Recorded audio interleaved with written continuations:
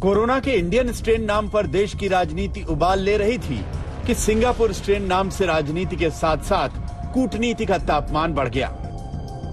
इस कोहराम की वजह बना मंगलवार दोपहर को आया दिल्ली मुख्यमंत्री अरविंद केजरीवाल का एक ट्वीट, जिसमें उन्होंने लिखा, सिंगापुर में आया कोरोना का नया रूप बच्चों के लिए बेहद खतरनाक बताया जा रहा है। भारत में ये तीसरी लहर के रूप में आ सकता है। केंद्र सरकार से मेरी अपील, सिंगापुर के साथ हवाई सेवाएं तत्काल प्रभाव से रद्द हों।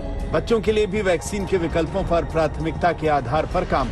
केजरीवाल के इस ट्वीट पर सिंगापुर के विदेश मंत्री विवियन बालाकृष्णन ने ये कहकर ऐतराज जताया कि नेता तथ्यों पर रहें, सिंगापुर स्ट्रेन कुछ भी नहीं है।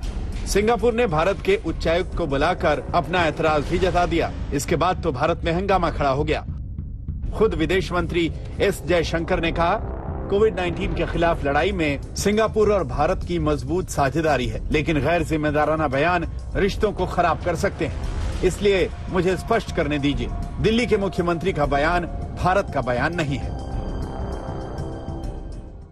फिर से अरविंद केजरीवाल जी ने उनके बेसलेस टिप्पणी की वजह से अपने आप को एम्बैरस किए हैं।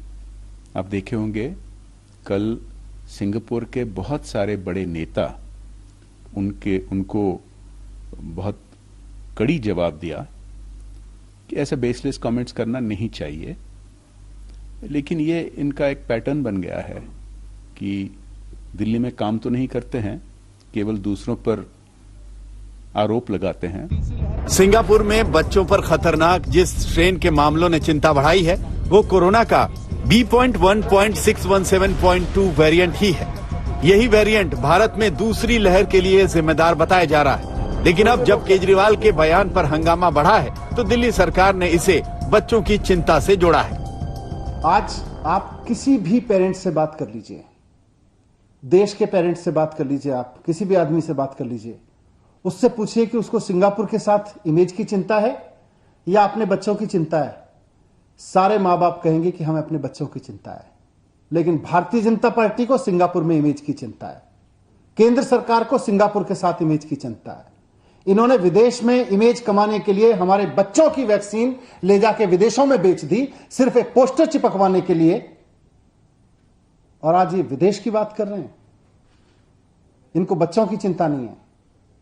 कोरोना वेरिएंट के नाम को लेकर हंगामा नया नहीं है, जबकि WHO की साफ गाइडलाइन है कि वेरिएंट को उसके साइंटिफिक नामों से बुलाया जाना चाहिए।